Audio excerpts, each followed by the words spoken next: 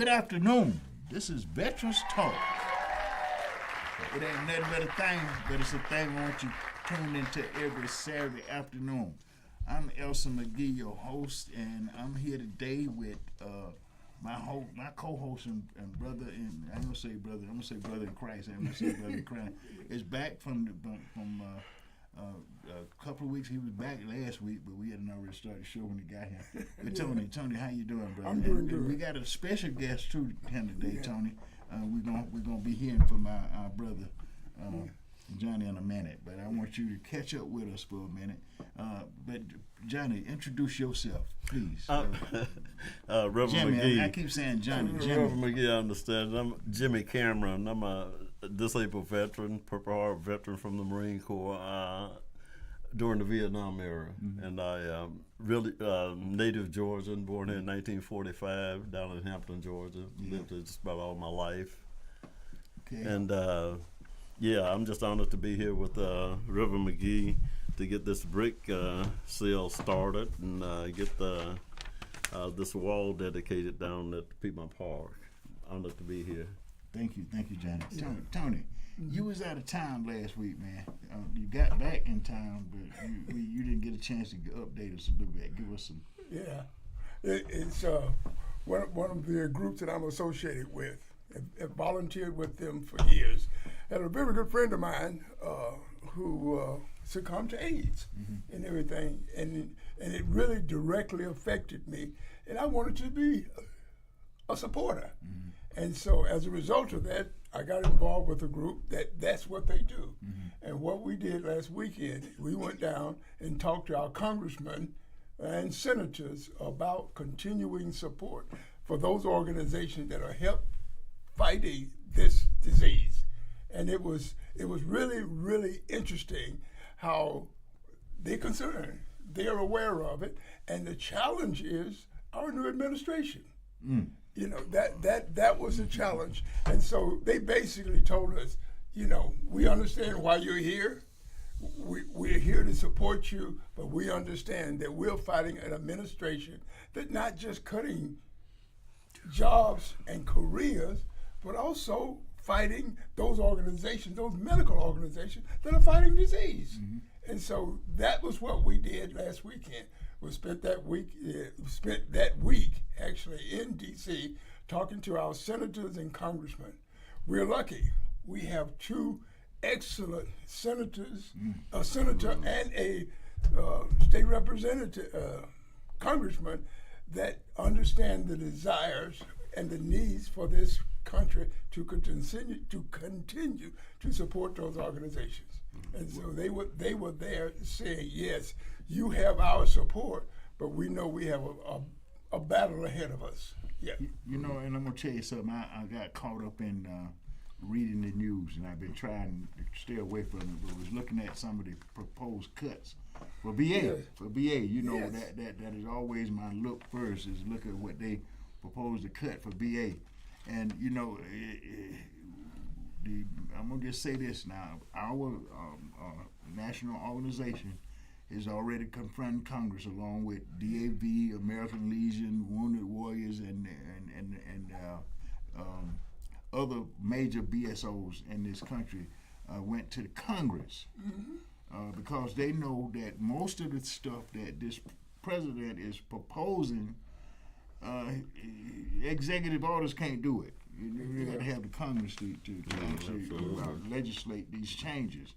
And we are leaning on these congressmen that are elected, the congressmen in the Senate that are elected to represent us. And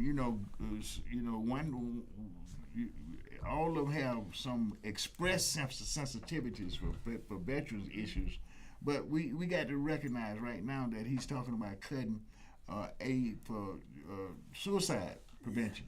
And every day in this country right now, 17 families, I'm saying 17 veterans, are committing suicide. So that's 17 families a day.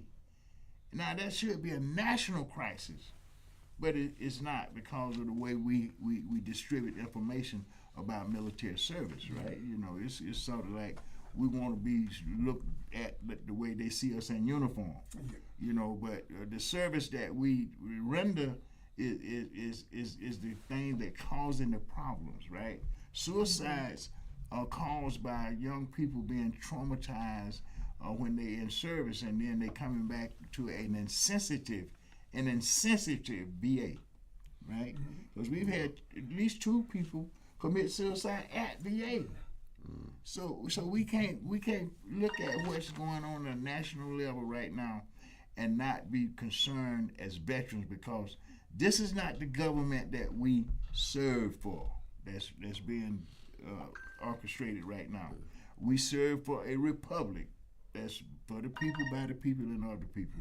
And we're driven by a religious belief that we are always take care of the least of these, right? And we don't see that kind of sensitivity taking place right now on the national level when they start talking about cutting health care, you know, benefits, and education, which we need and we have used to progress to where we at right now in our community, especially because I'm gonna say this.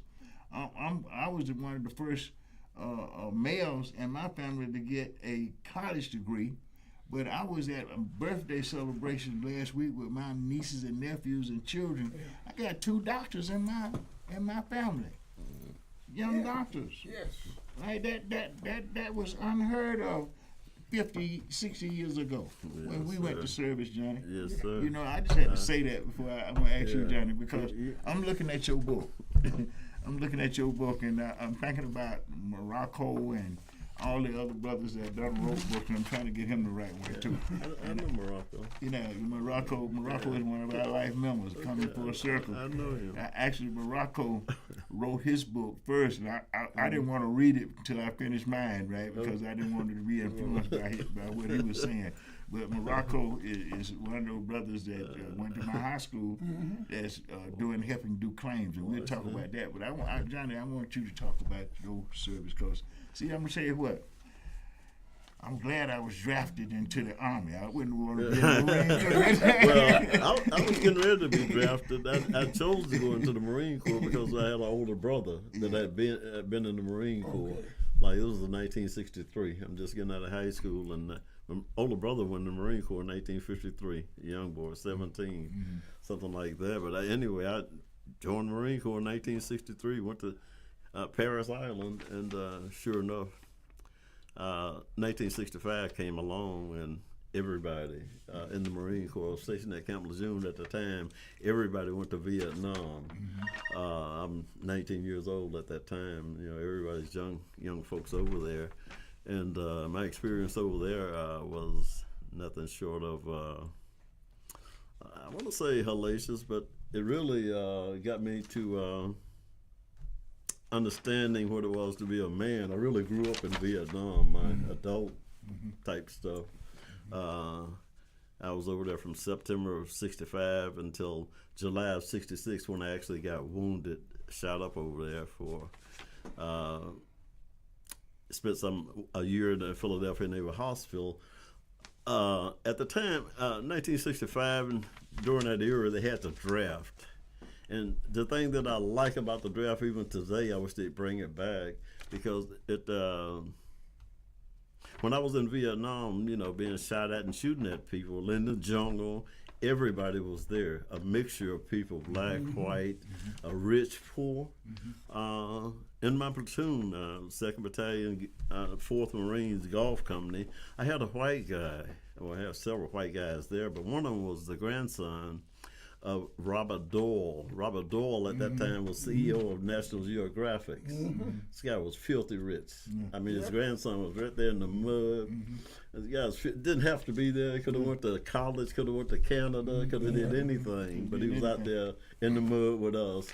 And what I really got from that experience over there in Vietnam is probably as a black person. I was born in Hampton, Georgia, by the way, in 1945, right in the middle of a cotton field. Racism was so thick in the air you could taste it. So I know all about it. Yeah. Now, our home state. When I got to Vietnam, everybody's shooting, everybody got guns. That's the freest I ever felt in my life in terms of discrimination. gone. Everybody out there had a gun. Everybody was brothers, white, black, everybody. And I enjoyed that part about it, believe it or not, even though I was being shot at every day. And it was quite an experience. I grew so much in Vietnam. So when I got back, like I said, I got shot up in July of '66, right on the DMZ, first operation up there, Marine Corps. 12,000 Marines, 12,000 North Vietnamese shooting at each other right down in this darn valley. And Quang Tri Providence was the little place we were at there, right on the DMZ between North Vietnam and South Vietnam.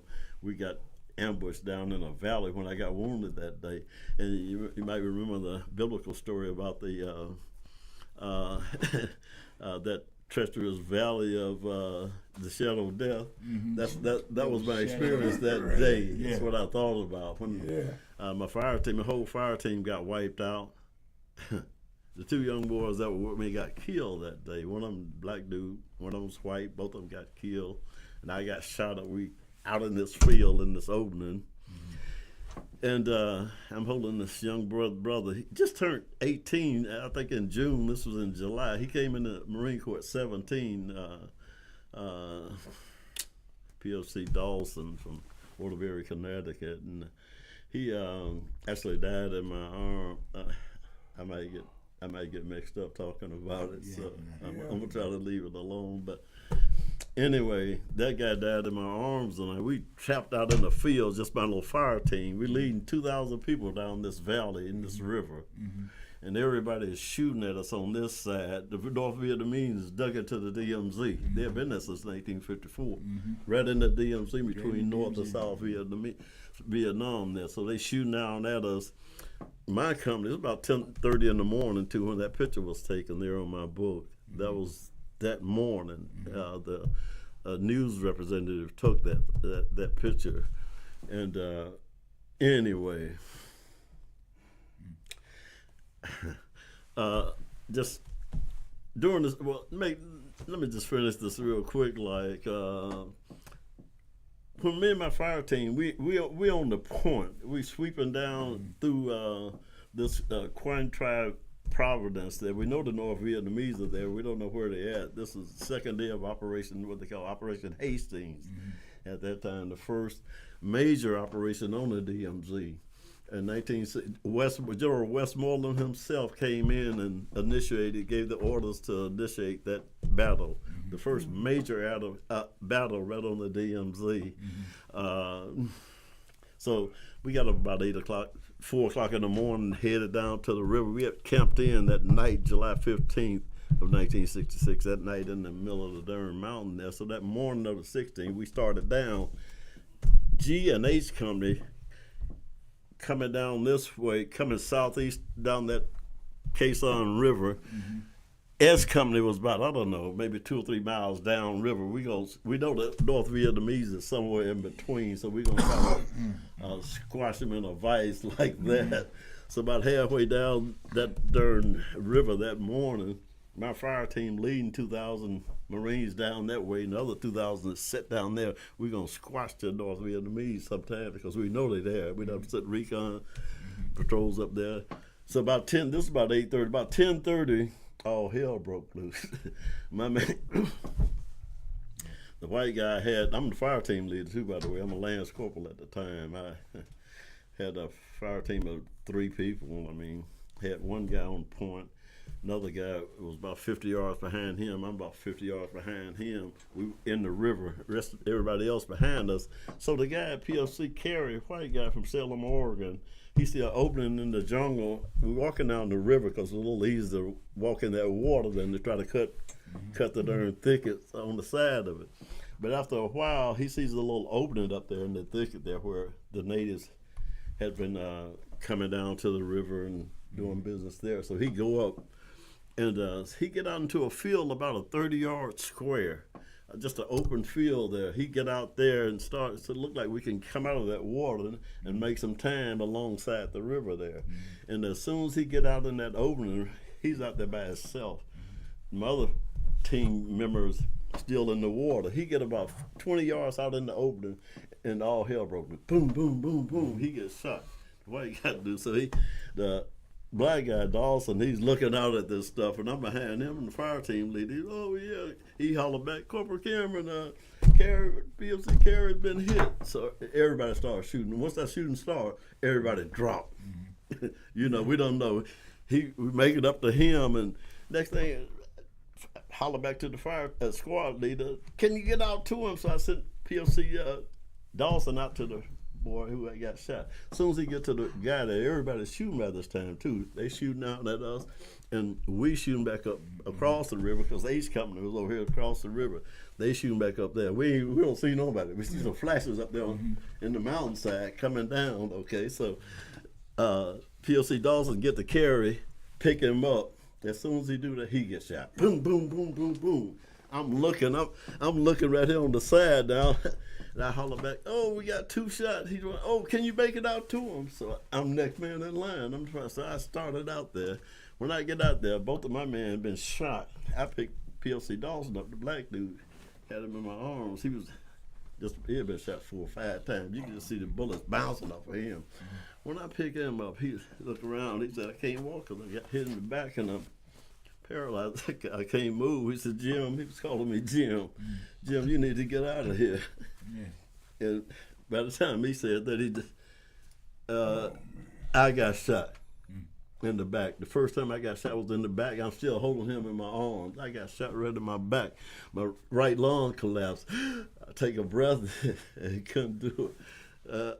First words out of my mouth was, God, help me. And from that time on, it was just like a spiritual epiphany. And I just, I had a little spiritual epiphany at that time where it seemed like my spirit just kind of left my body and joined with these 2 guys that was out there that had been shot up to all hell. So that's the nature. That's trauma. That's the nature of service. Yeah. That But we're talking about. so I put my friend down. That's the nature. And what brought me out of that little epiphany was another shot to my back, and I came back too. And I was trying to get back to the bank right here. In the meantime, so I laid my friend down and got to start crawling. Yeah. We have no Started idea. crawling. Yeah. And about 10 yards from where I laid him down, back to the back where the cover was, I got shot again in this leg. So I'm shot 3 times now. Out of the shit can, my pack. I'm out of bullets because I had to shot everything I got. My 5 magazines is empty. So I get shot again in the leg, so I'm really crawling now. I'm trying to crawl on the ground because you hear it up, you asking for trouble. So I'm crawling. Can't move. My lung can't get no air. So I crawled about 10 more yards. The squad leader sent a couple of more guys out to get me. As soon as they touched me, they got shot. Boom, boom, boom, boom. It was just like that, you know. So I crawled. 2 of them dudes got killed, by the way, and I fell down and crawled on back to the back. By the time I got to the back, where the corpsman had made it up to the front, and drug me down the bank. Soon as I got to the damn cover there, I got shot again in this arm. Boom! I'm shot 4 times then. I'm messed up. I can't breathe, you know. And so they dragged me back and started shooting me up with morphine. The corpsman started bandaging me up, my leg, my chest, my back. And this is 10:30 in the morning. I laid down on that ground until 2 o'clock. They had us pinned down, shooting. We had to call the darn flyboys in to drop napalm on top of us for 4 freaking hours laying on that ground. While, you know, they didn't want you to pass out, so they kept giving me melon sauce and shoot me up with morphine until 2 o'clock that morning. 2 o'clock that afternoon, they finally. And while I was out there on the ground, napalm hit me in this damn arm. So it was just a hellacious day for me. I'm sorry, y'all. I don't like to talk about it, but we want to understand. We want our audience to understand now. It was a hell of a experience. Yeah. I laid there, like I said, 2 o'clock in the afternoon. The helicopter, Medivac helicopters, some of them was getting shot down, trying to get in to get us out of there. Yeah. So around 2 o'clock, one got in there and got me out. I went back to the field hospital. You seen this picture on TV, MASH? Maybe you see what a field hospital looked like. I went back there. This was like the 16th of July.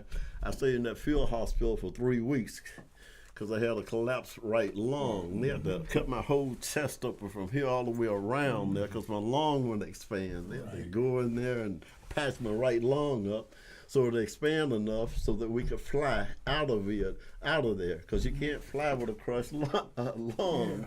So it was about 3 weeks, about the 31st of July before I got out of there, was able to. My lung expanded enough for me to be able to fly. They flew me to the Philippines, Clark Air Force Base, and I stayed there for a couple of days. From there, I was able to get on a plane and fly back to Bethesda Hospital in Maryland, stayed there a few days, and wound up for my major recovery at Philadelphia Naval Hospital up in Philadelphia. I chose that because I had a sister at the time living in Philadelphia, so they didn't have anything in Georgia around my mother, and my mother was still here in Georgia. But Jimmy, you have just expressed and shared the most horrific scenes of the war. Which I wrote about it in my book. Where 58,000 of our peers perished. Yes, 2 of them in my arms, I know. 58,000 young men. Jimmy, you was how old at the time? 19. 19 years old. Yeah. The Sons of Atlanta. Yes. They gave all. Some gave, all gave some, but some gave all. And it is it is a time for us to come to grips with the reality of the sacrifices that we made. For the freedoms and opportunities that we got in this country today, and that's being taken away because our family and our communities failed to understand the body politics, failed to participate in elections where I'm not gonna vote, where they send brothers like this to death. Yep. The Sons of Atlanta Vietnam War Memorial will start construction this month, where we are bringing just 240 of those that served, that didn't come home, back to their hometown. But there are 58,000 of them. That's just killed. There was over 300,000 of us wounded. My brother, myself, 300,000.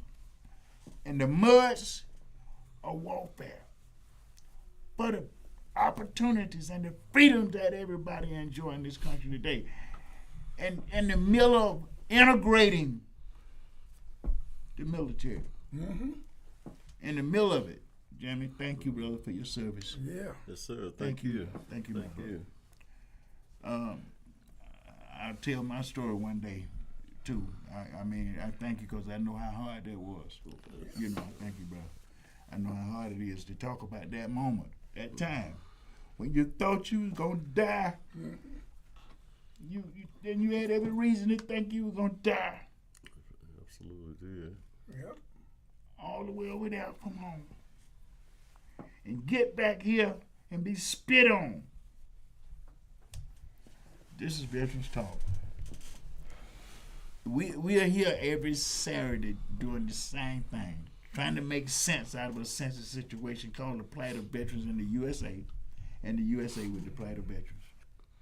When we talk about the issues that we bring home, we just need you to understand where they were born at. You know, we're not looking for your pity. We're looking for your respect. If you can't respect that, then you can't respect the service that we render, because you will never really understand all of it. I think a lot about my friend, Lewis Herman, who didn't come back home. I used to walk to school with him every day. He'd come by my house whistling and talking crazy. You know, we on our way to Washington High.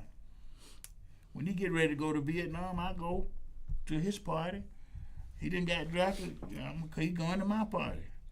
But when we got to Vietnam, he got there before I did. I didn't see him no more. I didn't see him no more. I think about guys that the day I got wounded, you know, who got killed, who got wounded, coming back home to an insensitive nation who want to judge you on the color of your skin. But what we learned in the military, that all of us bled red. Absolutely.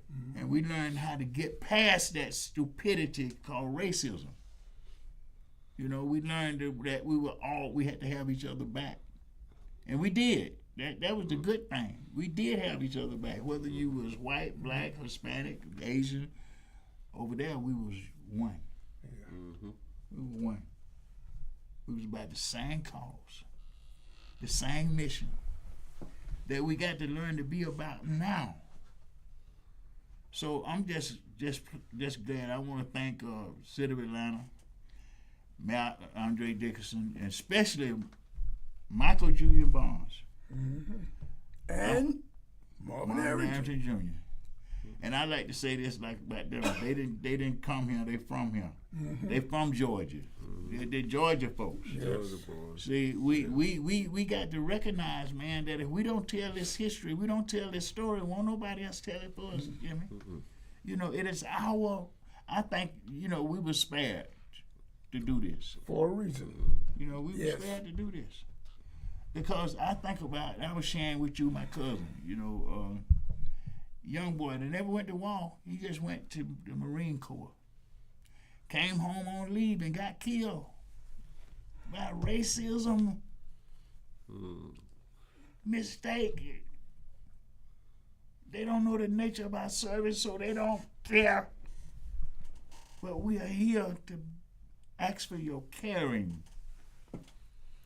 You know, be able to set aside your own, you know, like whatever it is that make you think that uniform represent what we serve in. I mean, y'all look good. You look good in that uniform, Jimmy. You know, I know. I used to put it when I used to brush them boots. I'm a paratrooper, right? I walk proud, but I cried on the battlefield when I was hit. And the first thing I said was, "Lord, have mercy." Mm-hmm. Yeah. And then I called for my mama. Yep. The Sons of Atlanta, Tony. Yeah. Our brothers. You know, those of us who served that didn't go to war, we understand. Yeah. You know, we truly understand the camaraderie that we had as members of the military. And then, but those of us who didn't go to war, we understand how important that man standing next to you was. Yeah. Because he had your back and we had their back.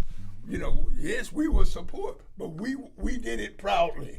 You know, there was nothing that those of us who served that didn't fight wouldn't do for anybody in the military. It was an incredible brotherhood. Absolutely. You know, that brotherhood, Absolutely. that was absolutely nothing. You said military, you're a brother. You know, we cared nothing about the color of your skin. Absolutely not. Unfortunately, like the administration that we're working under now, I have to say that because they're making a big thing of it. However, those of us who served this country and paid the ultimate price, that was not one of our concerns because we knew we had their back and we knew they had our back. I'm gonna tell you what. When Jimmy said that's where he grew up at in Vietnam, I had to realize that's where I came up. You know, I was actually 20 when I got there. You know, but that year, I grew to be a man. Yes. I grew because I had never experienced the camaraderie of white folks or Asian folks until I got there. Everybody got a gun and everybody's shooting. And everybody's You shooting. free. You know, and it was an experience that made me commit to this project, Tony. You know, that made me commit to this service. You know, that we provide for veterans in Vietnam, veterans in America every day. We do claims. You know, we help them get benefits that are being denied them because they don't know. billions of dollars in veteran benefits are being denied our community because they don't know. They don't know. How to go about. And we're blessed to be able to train 14 people right now that's going to make a big difference. I know some of them think I'm crazy because I want them to be like me when it comes down to looking at veterans crime. Yeah, I want you to be like me because I know what they've been through because I was there with them. And I survived it. Well, I mean, I got ischemic heart disease, all that exposure to Agent Orange and stuff. That I got brain tumors. I got a bunch of issues, but I survived it too. Like I have watched brothers coming back from Vietnam and getting old and catching diabetes and all kind of different cancers and dying before they get benefits. Before they even know what they family, what's going on with their families. Well, I get too many calls from funeral homes where some of the veterans, the family don't even know they're 100%, and that all their final rights are being covered by VA, by the Department of Defense. We got to get this information, this knowledge into, and we are committed. And I'm gonna tell you, this is what makes this so exciting about our memorial. We're not just building a memorial in the park. We're going into the community centers and the libraries throughout Fulton County with the Sons of Atlanta memorializing the experience. What we're doing now, we're going to go in there with resources and knowledge that's going to change the landscape in our community. And the community that these 240 people come out of. They come out of White High. Just tell me, because I'm getting emotional already. Yeah. They came out of every high school in Fulton County and Atlanta. Never knowing each other. The interesting thing about that is they were from a city and never knew each other. They were from a city where we were dealing with racism at the time. Yeah, I get caught in the West End. I got thrown spit on. In the West End, right? And so that's the important part of it. Yes, there were racial differences, but you put on that uniform and the race of the guy with the uniform on standing next to you did not matter. Because you knew he had your back and you had his back. There was no doubt about it. It was interesting, and the military was a great example of what happens when you train people without relating to their race. Relating to all we knew about when we were in training, well, we were from the same city. We were from little towns associated with it. But where are you from? Atlanta. And so all of a sudden now we are one. We were no longer Clayton County, Palmetto, Fairburn, Union City. We were all one. And we operated that way. The interesting thing about it is the military had an excellent program for training young men. We had no idea what we were being trained for. We had an idea, but those of you who went to war, now you knew then what I was trained for. And so all of that kicked in because you knew what you needed to do to survive. And so that's the beauty of it. And unfortunately, we don't have that kind of attitude from the governing body of our country now. And so now we're dealing with that. Some are dealing with the trauma as a result of the war, and then others are dealing with the trauma because of the attitude of an administration that just doesn't care. And that's not how you treat, first of all, it's not how you treat your citizens, but especially that's not how you treat your heroes. And the idea, I want to say this here. The way you treat your heroes are the way you treat your family, their families, right? Because see, these people, that was a sacrifice for my families that we went into the military. Because they felt that we went into the military. They was giving us to the military for the betterment of the community and the country. Yes. So they sacrificed those 58,000 families. That children didn't come back home, made the ultimate sacrifice for their loved ones. This is a call to unity Yes. for veterans and our communities. See, we're going to get past this racism and these differences that we hold against each other. We're going to grow up. We're gonna grow up. And we're going to grow up because of what we served and learned. And that's why I say it's a call for unity for veterans first, so that we can get our communities to understand that this separation, a country divided against itself, cannot stand. And that's what we have got orchestrated here now in the United States. You got a president that got a base. When the president don't care, his whole base is the American people. You don't go into tearing up the government talking about what is it? Some kind of crazy stuff.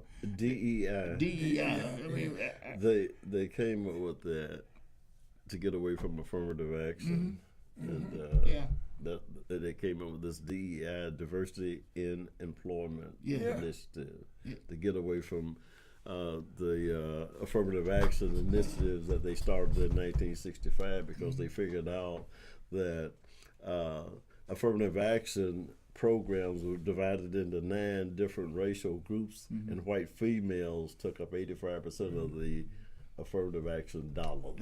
White females throughout the government, employment, dollars for college, they took up 85%. Absolutely. So they stopped using that affirmative action and came up with this DEI junk to keep you away from. And I hate to get started on the politics. We got to. This is the conversation that we got to take to our community, because if we don't have this conversation, somebody think we scared. It's You crazy. know, they think we're scared. And what pisses me off, what get on my nerve is we got a president that say he know more than the generals. Man, listen, you don't know nothing about what they serve for. And you got the audacity to fire. Four black generals already. Yes. It's just crazy. Listen, I hate to get started on that. We gonna have this conversation. I don't care what they say.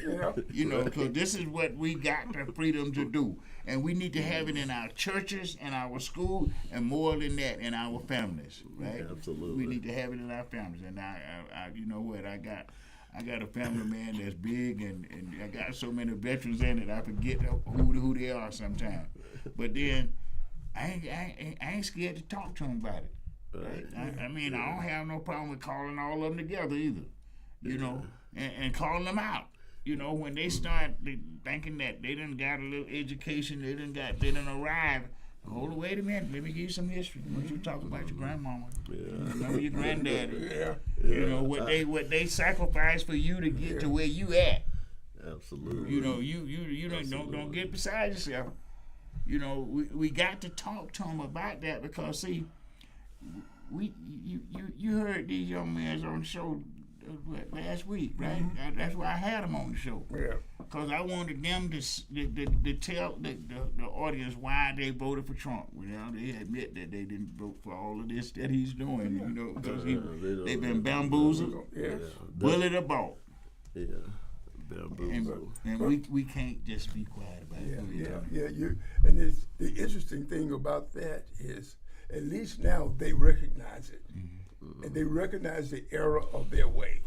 You know, okay, but I'm fool me once. Same old you know. you. But now they're aware of. So you one of the things they possibly did is listen to everything he said. They listened to the high points while he was maneuvering all this stuff underground, just waiting for the opportunity of him getting elected. And then he said, "What now? Here comes the bamboozle." But see, you know, Greg said something I think at not this mayor's dinner, but it was at that was during the luncheon that they had down there with the chief of police. When Greg stood up and said, "When you take God out of it, you gonna mess up." And what has happened, we mimicked them taking God out of school. We didn't took him out of the home.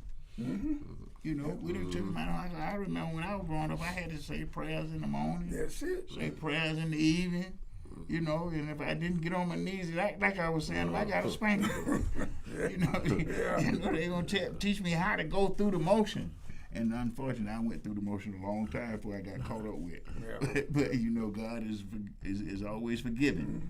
And what we got to be forgiving as well when we are addressing different ethnic groups in our communities. They got us separated with our neighbors. Love that neighbor as thyself.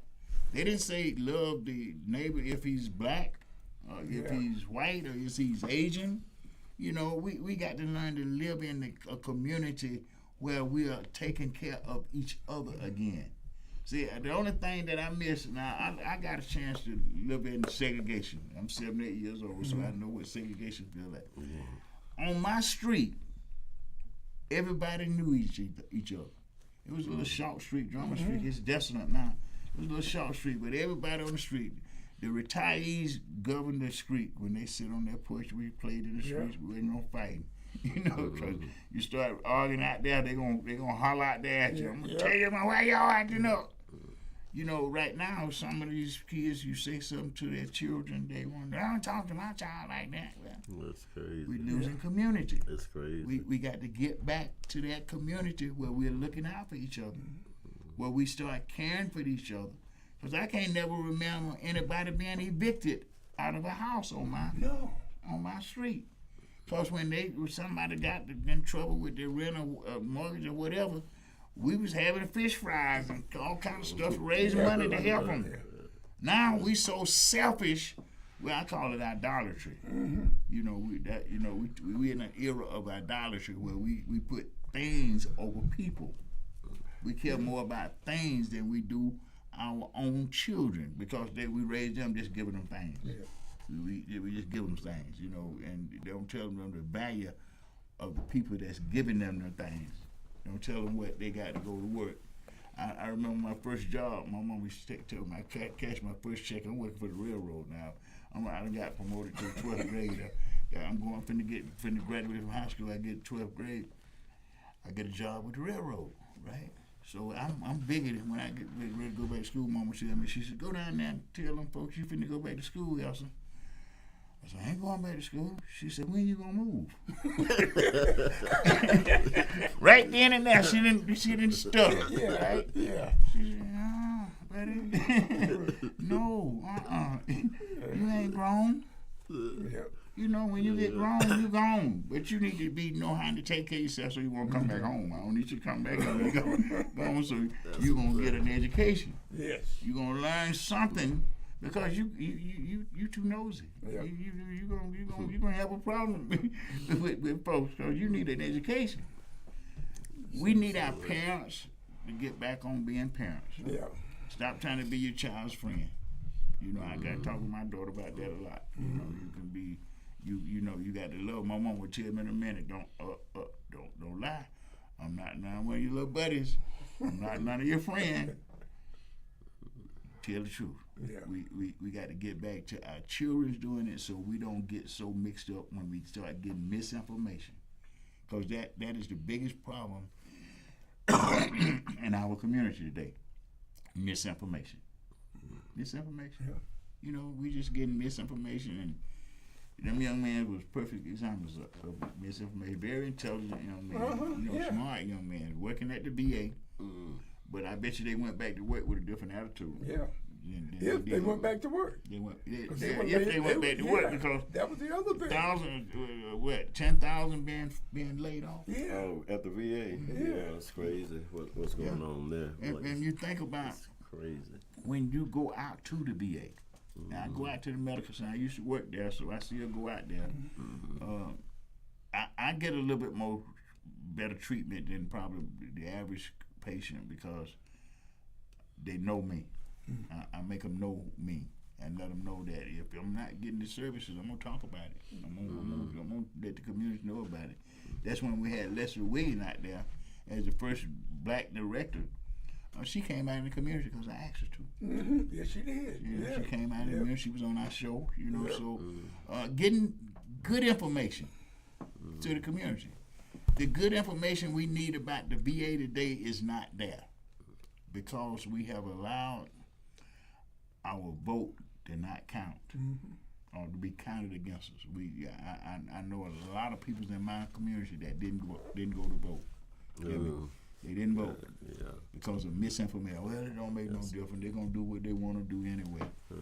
Bro, man, when Jimmy got wounded, when I got wounded, and 58,000 of our peers got killed, they believed in a country of laws. You know, we believe that the opportunities are going to be opened up to us and all of our children, all of our family, all of our community. And it was, you know, the opportunity was because we got black journalists. I remember, Jimmy, when I saw Colin Powell, I didn't think that was real. Oh God! He was. I think he was the second. He came from Fort McPherson. Yeah, I know, but I'm saying I saw him in Vietnam too, but I didn't think it was real. When I first got to Cameron Bay, so he was a black officer. You know, you didn't have many of them. We didn't have many back then. You didn't have many of those back then. Now you go to one of these posters, brother. You see all these young people of color. Say, God is good. God is good. We open up doors, Jimmy. Sure did. So when I say thank you for your service, brother, I thank you for your service, because had not it been for our service, this country wouldn't be open the way it is today. Absolutely not. You know. Absolutely not. You was going to say something about your book. Well, no, I just want to thank you for inviting me here today. We're going to have you back because, see, you did some. I done did it a couple of times. I was able to do it a couple of times. See, if people don't hear your story, right, they won't know your service. They'll never know the service of people that we're talking about who paid the ultimate price if they don't hear it from you and me. You know, if they don't understand what goes on when you're wounded in combat, when you see your friends killed in combat, you know, they don't understand that, Jimmy. That's crazy. You know, and if we don't say it, if we don't do it, who gonna do it, bro? So I thank you for coming doing this. So we're gonna have you back too. So because we got to, you know how training is, you got to keep doing it. You got to keep pushing it on them until they got it. You know, you just keep telling them the same old thing, man. Get up in the morning at 4 o'clock. You messed up. You don't want to get up in the morning at 4 o'clock, but you better get up and your boots better be shiny. Your butt, your brass better be square. You better look like a soldier. But the importance of your story is human. You know, you know, a lot of people. I knew this guy. You know, that's secondhand. Yours was from the heart. And so when they saw that and everything, you go like, that war was real, because so many didn't get a chance to come back and tell their story. Absolutely. And so all you heard was that they paid the ultimate price. But for someone who served and saw it and survived to tell the story, because you don't get any better than that. You don't, because it's coming firsthand, and the emotion involved in it. And the other thing is, you're still suffering from the trauma. You are still suffering from the trauma. Absolutely. You never get over it. You'll never get over it. You'll never get over it. When they pull that sheet over your head and close that case, maybe that's, but until then, that's why it is so important for your story to be told by you and not by somebody else. And you know the water boy. The water boy. I want everybody to know it, man. That is not something that you should take lightly, man. This is a story that comes right out of the boonies of Vietnam. And out of the state of Georgia, too, y'all. And the state of Georgia. My family's from here. So, you know, we're talking about homeboys now. Native sons. A native son. So we just grateful, Jimmy, that you come on, especially now with us finna put this memorial in the park. You know, it's critical that people understand why that memorial is there. So when these schools and these children go visit this memorial, they can start doing stuff that we want to study war no more. And the other part about that is these names are going to be recognizable. You know, the kids will stand there. This is my great uncle. This is my cousin. You know, this was a family member. This is what this is what it means. Thank you, brother. This is, and you kept always saying this was divinely inspired. And I used to, every time I got on the counter and said that, I said, "Now, Lord, you know, I said, am I on one of these divine missions for real?" But you don't know until after everything's over. You go like, oh, just like now, I'm supposed to be here. Yeah, I didn't go to war, but I'm supposed to be here to help tell this story. Because wouldn't nobody make sense of it like you made sense of it. Me and Jimmy would probably be crying and reliving the trauma. You know, but so we needed somebody to make sure that people understand that this is something to show that we've been here. Yes, yeah. We've been through here. You've been through it, and you have a story to tell. Absolutely. And so those of us who didn't, we have to sit back and listen. And the thing about that is, we heard what was going on, but it was on the news, and you got flashes. Yeah. You know, you didn't get the whole story. You know, But you saw the guy with his buddy dying in his arms, but we didn't know the story. Yeah. And now we can put a story with that scene, and you go like, oh. And then they're going to be able to go to the library and read the book. Yes. That's going to be the real deal. Yeah. When they can go in Fulton County libraries and read these books. Yep. The Water Boy, Yes. Short Change, Yep. Coming Full Circle. I mean, listen, bro. God is good. Yes. All the time. God is Yeah. good. God is all I can say. You know, is God is good because we made it back home, Jimmy. By the grace of God. By the grace of God. By the grace of By the God. grace of God. When people now when you say that, people will know what you're talking about. Because see, bro, you could have been the one that died out there in that Exactly. in that Valley. And Yes. absolutely. I'm still You know, amazed that I got out of that place. well, I'm gonna tell you what. Like one of the greatest things that I didn't understand when what was driving me was survival guilt. Right. Oh, yeah. I now that the memorial is about to be built, I feel a sense of not vindication, but you know, I feel like, well, Lord, I survived it for a reason. You kept me. Yes.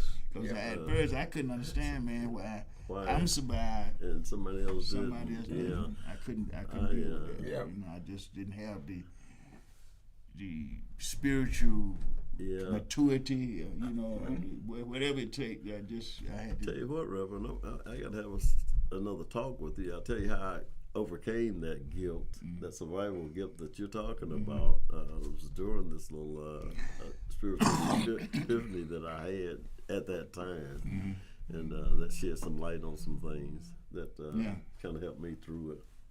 And we got to talk about it. That's We'll what I'm talk saying. about We it. got I'll to talk come about back. it with you some other time about Yeah, that. but see, you I'm coming talking back. about we're coming back. We're gonna do it on the show, Jimmy, because see, it's so important that our community understand the nature of service for military, because we still got young folks. So I say, I wish they bring that draft back. I really do. I just, for their sake, they get some kind of discipline training, get connected with the government in a real way, and for our young boys, I see so many of them just lost out there in the wilderness. For the military would do so much for them, just instill some basic discipline. Look what it did for us. If we could get them to do the draft back, I'm gonna say that I'm an advocate of the draft. I am too. You know, I'm a big advocate because of it, it gave me and my generation something to look forward to, even though it was scary. It was kind of scary because we didn't know what it meant, but we all looked at it as that's a step into manhood. Yeah, and the thing about it, when I went in 1963 in the Marine Corps, my first 2 years before I got to Vietnam, I went on 2 med cruises. First time in my life I've been into Europe, to Italy, and had a great time, seeing different parts of the world. And it was just a great experience, until I got to Vietnam. Vietnam was about me growing up. But that was the first 2 years I enjoyed it, really, seeing the world. So we can talk to our junior ROTC units, y'all. I know y'all listening. We got some work for y'all guys too. Y'all gonna sell these bricks, and they're gonna sell these collectibles. The hats, the shirts, the T-shirts. So we're gonna make sure that you understand where you're going at, and make it a better service. Yeah. We're gonna make it a better service. So until next week, we're here talking about doing the same thing. But you can like us on Facebook, follow us on Instagram, and share this show with your friends. You can share the show, so people will be able to see what we're doing every Saturday and why you can come on the show with us. You know, you can call in. I forgot about that part. You can call in and join the conversation. Sometimes the conversation gonna be so intense, you might not be able to get on, but we want you to join the conversation, because what we're hoping we're doing is bringing good information and encouragement to our community to be its best. And the next time you're in Piedmont Park, between 12th and 14th Street, take a look into the park, and you're going to see under construction a memorial to honor the 240-something young men who paid the ultimate price. Yeah, your neighbors. Yes. Wow. Your neighbors, your homeboys. So, till next week, Jack, thank you.